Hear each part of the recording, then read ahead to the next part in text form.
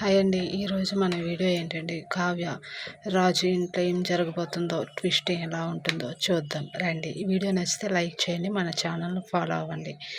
ఈరోజు వచ్చి రాజు జైలు నుంచి వచ్చి రాగానే ఇంట్లో అంతా పార్టీ చేసుకున్న వాళ్ళు చాలా సంతోషంగా ఉంటారు. అప్పుడు రుద్రాణి అంటుంది, ఈ సంతోషం ఎంతసేపు ఉంటుందో నాకే అయితే అర్థం కావట్లేదు. ఎందుకంటే మొన్న అలాగే పార్టీ చేసుకున్నాం, తెల్లారైతే రాజు కారు డిక్కీలో శవం చూసాం. అంతే విధంగా ఈరోజు కూడా చాలా ఎంజాయ్ చేస్తున్నాం, ఏమవుతుందో ఏంటో అంటుంది. అప్పుడు రాజు బాబాయ్ ఇలా అంటాడు, రుద్రాణి నీ నోరుకి అదుపు అనేదే ఉండదా, ఎప్పుడు అపశకనమే మాట్లాడుతావు, మంచి మాటలు అసలు నీకు రానే రావా అంటాడు. అప్పుడు రాజమ్మ ఇలా అంటుంది, వదిలేండి మరిది గారు, తను ఎప్పుడు అలాగే మాట్లాడుతుంది. రుద్రాణి ఈ రోజు కాంచి నీ నోరు ఇంట్లో వినబడడానికి వీలు లేదు అని గట్టిగా అరుస్తుంది. అప్పుడు రుద్రాణి ఇలా అంటుంది, ఏంటి వదినా, ఏది చేసినా నాదే తప్పు అంటారు, ఆస్తి పోవడానికి కారణం మా నాన్నగారు, మనం అప్పులు పాలవడానికి కారణం రాజు కావ్య, అలాంటిది అందరినీ వదిలేసి నన్నే అంటారేంటి, నేనేం మాట్లాడినా తప్పేనా మీకు? మీరు చూస్తూ ఉండండి, ఈరోజు ఏదో ఫిట్టింగ్ పెడతాం, మనకి మళ్ళీ ఏదో ప్రాబ్లం వచ్చి పడుతూనే ఉంటుంది అంటుంది రుద్రాణి. ఈ లోపల కారులో ఒక ఆమె దిగుతుంది. ఆమె ఎవరంటే యామిని అంటే రాజు ఫస్ట్ లవర్ అనమాట.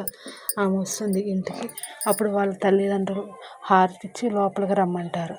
అప్పుడు యామిని ఇలా అంటుంది, ఏంటి మమ్మీ డాడీ, నేనేమి యూఎస్కి వెళ్ళి చదువుకోలేదు, జాబ్ చేయలేదు, నేను ట్రీట్మెంట్ కోసమనే కదా వెళ్ళాను, ఇప్పుడు నేను చాలా హ్యాపీగా వచ్చాను, నాకు ఈ హారతలన్నీ అవసరమా అంటుంది. అయితే యామిని తల్లిదండ్రులు ఇలా అంటారు, నువ్వు ఎక్కడి నుంచి వచ్చినా నువ్వు మా బిడ్డవే కదా బేబీ, లోపలికి రామ్మా అని లోపలికి తీసుకెళ్తారు.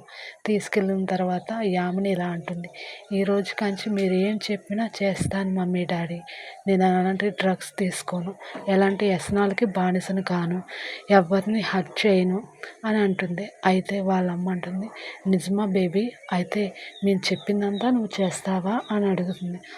ఖచ్చితంగా చేస్తాను మమ్మీ అంటుంది. అయితే పెళ్లి చేసుకుంటావా అని అడిగితే యామిని అంటుంది, అదేంటి మమ్మీ అలా అడుగుతున్నావు, నేను ఎప్పుడు సింగిల్గానే ఉంటానని అనుకుంటున్నావా ఏంటి, ఖచ్చితంగా చేసుకుంటాను అంటుంది. యామిని తల్లి ఇలా అంటుంది తండ్రితో, ఏమండి యామినికి మంచి సంబంధం ఏదైనా ఉంటే చూడండి, లైఫ్ లాంగ్ తను సంతోషంగా చూసుకునేవాడు కావాలి అంటుంది. యామిని ఇలా అంటుంది, మమ్మీ మీకు అంత అవసరం లేదు, నేను ఒక అబ్బాయిని చూసుకున్నాను అంటుంది. ఏంటి నిజమా బేబీ, ఏది చూపి అంటే తన హ్యాండ్ బ్యాగ్లో ఉన్న రాజు ఫోటోని తీసి చూపిస్తుంది. తన తల్లిదండ్రులు ఇద్దరు షాక్ అవుతారు.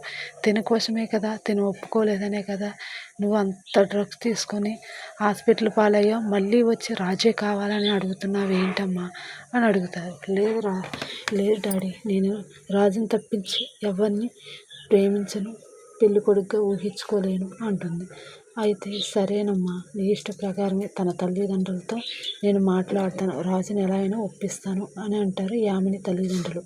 యామిని ఎలా అంటుంది, ఒప్పించవలసింది రాజు తల్లిదండ్రులు కాదు డాడీ, రాజు భార్య ఉంది కావ్యని మీరు ఒప్పించాలి అంటారు. అప్పుడు ఇద్దరు షాక్ అవుతారు, ఏంటి రాజుకి పెళ్ళి అయిందా, తన భార్య ఉండగా నువ్వెలా వెళ్తావమ్మా అని అడుగుతారు. అప్పుడు యామిని ఎలా అంటుంది, లేదు డాడీ, నేను ఎలా అయినా రాజునే పెళ్లి చేసుకోవాలి, రాజు అప్పుడు నాకు మాట ఇచ్చారు, మనిద్దరం ప్రేమించుకున్నాం, పెళ్లి చేసుకుందాం, కలిసి జీవితాంతం ఉన్నాను, ఆ వాగ్దానాన్ని రాజు మర్చిపోయాడేమో, నేనైతే మర్చిపోలేను, కావ్యని ఏదో విధంగా దూరం చేసి నేను రాజుకు దగ్గర అవుతాను డాడీ అని అంటుంది. యామిని తండ్రి ఇలా అంటాడు, నువ్వు చేసేదంతా చాలా తప్పమ్మా, వాళ్ళిద్దరిని ఎడగొట్టడం అనేది మంచి పద్ధతి కాదంటే, లేదు డాడీ అని కోపంగా అరుస్తుంది.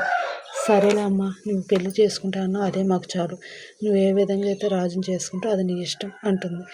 సరే ఇలా ఉంటే రాజు తన ఫ్యామిలీతో సంతోషంగా ఉంటాడు. అదేవిధంగా యామినిని కోర్టు దగ్గర చూశాను, అసలు యామిని ఇక్కడికి ఎందుకు వస్తుంది, అదంతా నా భ్రమే అనుకుంటాడు. ఈ లోపల కావ్య వస్తుంది, ఏమిటండి ఇంకా జైలు వాసన పోనట్టుగా లేదు, ఆ బట్టలు కూడా మీరు తీయట్లేదు, ఫ్రెష్ అవ్వట్లేదు, మళ్ళీ ఏమైనా జైలుకి పంపించమని అపర్ణకి అనామికకి చెప్పమంటారా అని అంటుంది కావ్య. లేదే బాబు, మళ్ళీ ఆ జైలు ప్రస్తావన నా దగ్గర తీసుకురావద్దు, ఈ 4 గోడల మధ్య నీతో ఎన్ని తిట్లు తిన్నా ఏం చేసినా బాగానే ఉంటుంది, కానీ అక్కడ జైల్లో ఆ పోలీసులు, ఆ ఖైదీలు, బాబోయ్ నా వల్ల కాదు, అలాంటి టార్చర్ ఇంకెప్పుడు వద్దు అనేసి అంటాడు కావ్యతో. కావ్య అంటుంది, సరేలేండి భోంచేద్దాం రండి అని కావ్య వెళ్తుండగా రాజు తన చెయ్యి పట్టుకొని రొమాంటిక్గా ఒక దగ్గరికి లాగుతాడు. అప్పుడు కావ్య అంటుంది, ఏమిటండి మీ కళ్ళల్లో రొమాంటిక్ కనిపిస్తుంది అని అడుగుతుంది. అప్పుడు రాజు, కళ్ళల్లో నేను చేతల్లో కనబడదా అని దగ్గరికి ఇలాగే హగ్ చేసుకుంటాడు. అప్పుడు రాజు ఇలా అంటాడు, నీ నేను చూడక నీ స్పర్శ తెలియక చాలా రోజులు అయింది కదా, అందుకని నీ మీద ఇంకా ప్రేమ పుట్టుకొస్తుంది అంటాను.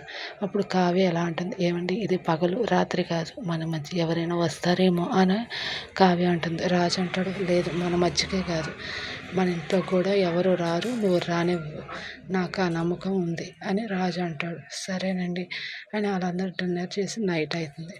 పడుకుండగా తెల్లవారుజామున ఒక మిస్డ్ కాల్ అనేది వాయిస్ మెసేజ్ అనేది వస్తుంది. ఆ వాయిస్ ఏంటని రాజు ఫోన్ తీసి చూడగానే యామిని వాయిస్ చూడగానే ఉలిక్కిపడతాడు ఒక్కసారిగా. అప్పుడు పక్కనున్న కావ్య లేచిందని అట్లా చూస్తాడు. చూసిన తర్వాత కావ్య లేగలేదని ఫోన్ సైలెంట్లో పెట్టి బయటకు వచ్చి ఆన్ చేస్తాడు. ఈ లోపల యామిని మాట్లాడుతుంది, రాజు నేను నీకు వాయిస్ మెసేజ్ పెడతానని ఊహించలేదు కదూ, అలాగే నిన్ను చూశానని నీకు తెలుసు కదా రాజు అంటుంది. అప్పుడు రాజు గుర్తు తెచ్చుకుంటాడు, అయితే కోట దగ్గర చూసింది యామినినేనా అని. అప్పుడు యామిని ఎలా అంటుంది, ఏంటి గుర్తొచ్చానా, నీ కోట దగ్గర నిన్ను చూశాను కదా అంటుంది. నిన్ను ఎలా మర్చిపోతాను అనుకున్నావా రాజు, నిన్ను వదిలే ప్రసక్తే లేదు అంటుంది. నేను వాయిస్ మెసేజ్ పెట్టినందుకు నువ్వు ఇంత షాక్ అయితే ఎలాగా, నీ హాల్లో ఒక గిఫ్ట్ పెట్టాను, వెళ్ళి చూసుకో, ఇప్పుడు మార్నింగ్ కదా, అందరూ లేచే టైం అయింది, ఈ విషయం నీ భార్యకి కానీ నీ కుటుంబ సభ్యులకైనా తెలిస్తే ఎంత షాక్ అవుతారో తెలుసా అంటుంది. ఎమ్మటే రాజు తకటకా మెట్లు దిగి దగ్గరికి వెళ్ళి చూడగా వాళ్ళు కాలేజీ డేస్లో ప్రేమించుకున్న ఫొటోస్ మొత్తం అన్నీ హాల్లో సోఫాలో కుర్చీలు అన్నిట్లో వేసి ఉంచుతుంది. అవన్నీ రాజు కంగారుగా మొత్తం అన్నీ ఏరుతూ ఉంటాడు. ఏరిన తర్వాత అప్పుడు ఆమెని మళ్ళీ ఇలా అంటుంది వాయిస్ మెసేజ్లో, ఏంటి రాజ్ ఈ మాత్రం దానికి ఇంత భయపడిపోతున్నావా, నిన్ను వదలను రాజ్ అని గట్టిగా వార్నింగ్ ఇచ్చినట్టుగా మాట్లాడుతుంది. రాజ్ చాలా భయపడుతూ కావ్య వైపు చూస్తాడు. మళ్ళీ పైకి వచ్చి ఏంటి యామిని ఏంటి ఇలా చేస్తుందని అటు ఇటుగా చూసి ఆందోళన చెందుతాడు. ఈ లోపల యామిని యుఎస్లో హాస్పిటల్లో ఉంది కదా, ఆ డాక్టర్ రాజుకి ఫోన్ చేస్తాడు. హలో అంటాడు రాజు. అప్పుడు డాక్టర్ గారు ఎలా అంటారు, మీరు స్వరాజ్ గ్రూప్ ఎండి రాజు గారైనా మాట్లాడేది అని అడుగుతారు. అవునండి నేనే, మీరెవరు అంటే ఇలా నేను యుఎస్లో ఉన్న డాక్టర్ అంటారు. నా నెంబర్ మీకు ఎలా వచ్చింది అని అడుగుతాడు. నేను యుఎస్లోనే ఉన్నప్పుడు యామిని గారు మీ నెంబర్ ఇచ్చారండి అంటాడు. అప్పుడు మళ్ళీ షాక్ అవుతాడు రాజు. ఏంటి యామిని ఇచ్చిందా, దేనికి ఇచ్చింది అని అడుగుతాడు. సరే అండి, ట్విస్ట్ కావాలంటే నెక్స్ట్ ఎపిసోడ్లో మళ్ళీ మాట్లాడుకుందాం. వీడియో నచ్చితే లైక్ చేయండి, మన ఛానల్ను సపోర్ట్ చేయండి. Bye friends.